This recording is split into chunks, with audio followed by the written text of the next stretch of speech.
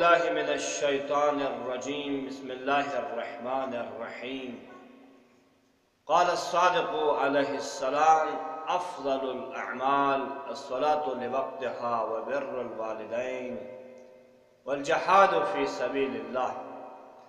ناظرین کرام، سب سے پہلے آپ تمام عزیزوں کی خدمت میں چھٹے امام جعفر صادق صلوات اللہ وسلامہ علیہ کی شہادت کے حوالے سے تسلیہ درس کرتا ہوں۔ چنانچہ اسی حوالے سے امام جعفر صادق کے ایک حدیث لے کر آپ لوگوں کی خدمت میں حاضر ہو چکا ہوں، جس میں امام سے پوچھا گیا ای الاعمال افضل، کون سا عمل سب سے بہترین ہے، افضل ہے؟ تو آپ نے فرمایا الصلاۃ لوقتہا، نماز کو اس کے ٹائم پر پڑھنا، وقت پر پڑھنا، یہ بہترین عمل ہے۔ وبر الوالدین، والدین کے ساتھ احسان، حسن سلوک سے پیش آنا، یہ بہترین عمل ہے۔ والجہاد فی سبیل اللہ، اللہ کی راہ میں جہاد کرنا، یہ بہترین عمل ہے۔ تو عزیزان مولانا، آپ سب جانتے ہیں حضرت امام جعفر صادق صلوات اللہ وسلامہ علیہ پیغمبر گرامی اسلام کے چھٹے جانشین اور سلسلہ عصمت و طہارت کی 8ویں کڑی ہے۔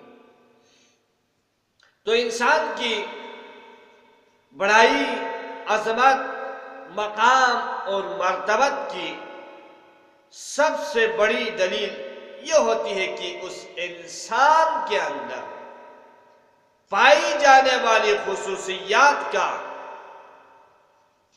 اس کے مخالفین اعتراف کریں، اقرار کریں، بیان کریں، کیونکہ مخالفین کا اقرار، مخالفین کا بیان، یہ اس انسان کی عظمت کو، مقام اور مرتبت کو مزید بڑھا دیتے ہیں اور اس کے اعلیٰ مرتبے کو ظاہر کرتے ہیں۔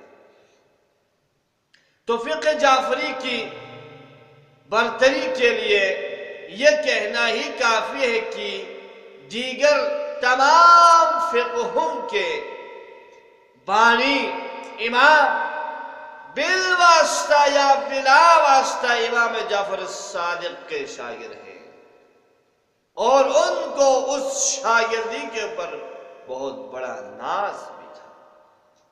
چنانچہ خاص طور پر ابو حنیفہ نے تقریباً 2 سال امام صادق سے کسب فیض کیا، کسب علم کیا، اور آپ کے علمی مقام کا اعتراف کرتے ہوئے ابو حنیفہ نے کہا میں نے جعفر بن محمد سے زیادہ سے بڑھ کر کوئی عالم نہیں دیکھا۔ کسی اور مقام پر اس نے کہا لولا السنتان لہلک النعمان، اگر ابو حنیفہ 2 سال امام صادق کے پاس کسب فیض نہ کرتے، کسب علم نہ کرتے، تو آج نعمان ہلاک ہو جاتے۔ آج اگر ابو حنیفہ بنا ہے، کسی مکتب کے امام بنا ہے، تو امام صادق کے مرہون منت ہے۔ لیکن یہ انسان کی بدبختی ہے کہ وہ اس محسن کے مخالف بنتے ہیں جس نے اس کو انسانیت اور کمال کے مرتبے پر پہنچایا ہے۔ اسی طرح انس بن مالک امام جعفر صادق صلوات اللہ وسلامہ علیہ کی عظمت، مقام اور مرتبت بیان کرتے ہوئے کہتے ہیں کہ کسی آنکھ نے نہیں دیکھا، کسی کان نے نہیں سنا، نہ کسی انسان کے دل میں یہ خیال آیا کہ کوئی امام صادق سے بڑھ کر بھی عالم ہے۔